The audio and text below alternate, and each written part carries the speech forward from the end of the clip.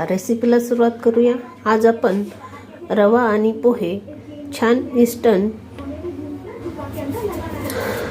अप्पे बनवणार आहोत। या अप्पे पात्रामध्ये जे बॅचलर आहेत त्यांच्यासाठी एकदम सोपी आणि इझी रेसिपी आहे।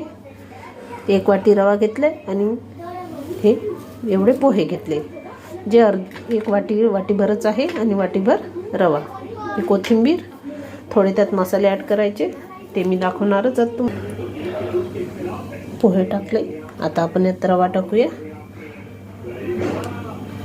रवा मिक्स केलाय, थोडी कोथिंबीर आणि थोडं तिखट, बघा 1 चम्मच तिखट घेतले, तुम्ही कमी जास्त टाकू शकता।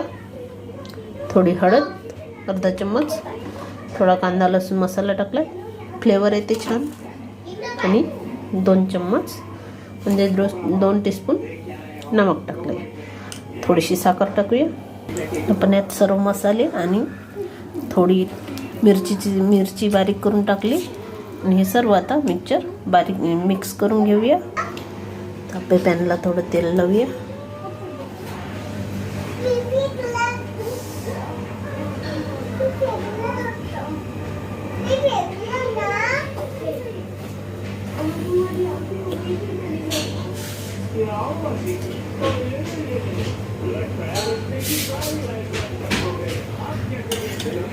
आता त्यात आपण हे बॅटर टाकूया।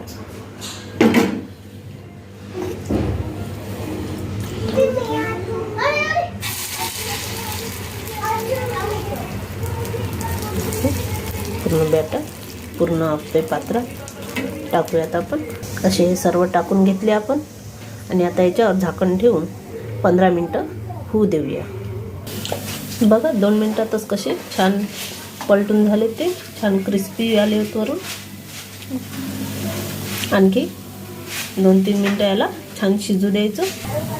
बघा कसं छान झाले। परत याला 4-5 मिनिटासाठी कवर करून ठेवूया, लो ते मीडियम फ्लेमवर।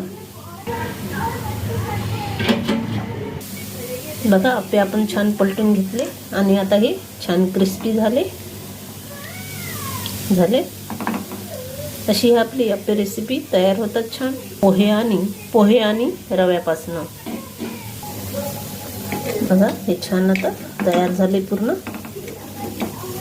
क्रिस्पी बनले पूर्णच। आता आपण छान काढून घेऊया। दोन्ही साईड छान क्रिस्पी झाले, छान।